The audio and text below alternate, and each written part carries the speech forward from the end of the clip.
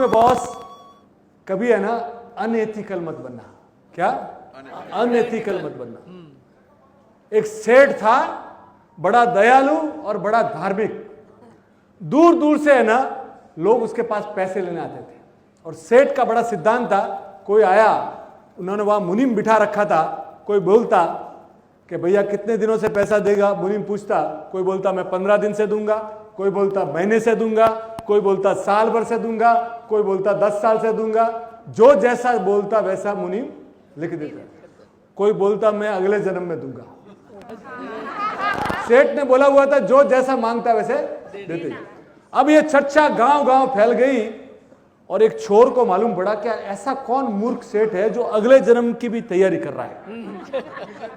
वो चोर वहां आया। चोर आया और मुनीम जी को बोला, मुनीम जी अपने तो अगले जन्म में देना है। क्या बोला? अगले जन्म में देना है। तो मुनीम जी ने तो लिख दिया। और इसका मकसद क्या था कि तिजोरी में माल कितना है। तो वो जब पैसे देने लगा ना तो उसकी नजर उस तिजोरी के ऊपर पड़ी। देखा यार अपनी उधार उधार क्या लगे, इसकी तिजोरी पार कर दे। तो रात के टाइम वो बोला अपने काम करते, सेठ के यहाँ जाते, रात सेठ सोया हुआ होगा। रात को सेठ के घर में घुसा तो देखा कि सेठ अभी तक जाग रहे हैं। तो वो उनके भैंसों के तबेले में जाके बैठ गया। कहाँ बैठ गया? भैंसों के तबेले में। भैंसों के तबेले में बैठा। इतने में एक भैंस आई। तो वो दूसरी भैंस को बोलती है कि बहन तू कब आई? कि मैं अभी आई। बोले क्या हुआ था? कि मैं सेठ के पास पैसा लिया था और बोला था कि अगले जन्म में चुकाऊंगी। तो अब ये मैं दूध दे के चुकाना पड़ रहा है मुझे। तो वो दूसरा बोली तू कितने साल से इधर? बोले मैं पिछले 3 साल से दे रही हूं, मेरा कर्जा मैं। और चौथी बोली मैं 6 साल से दूध दे रही हूं। अब वो ये चोर सब सुन रहा था, उसके होश फाख्ता हो गए। कहला इस जन्म में नहीं तो अगले जन्म में चुकाना पड़ेगा।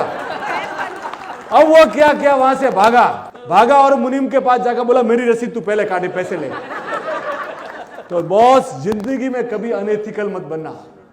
2 पैसे कम कमा लेना चलेगा बॉस, पर किसी का पैसा खाया हुआ है ना बूमरैंग करके वापिस आता है। और ये 2 रुपया है ना 2000 रुपये में कन्वर्ट हो जाता है। तुम्हारा हिसाब किताब में तो घोटाला हो सकता है। ऊपर एक सीए बैठा है, उसका नाम है चित्रगुप्त, उसके अकाउंट चल रहा है। तो बॉस जिंदगी में कभी है ना अनएथिकल मत बनना।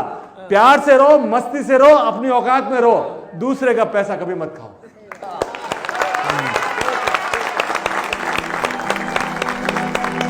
अंकुर नमक, असली नमक। नमक कम ही खाएं पर अच्छा खाएं।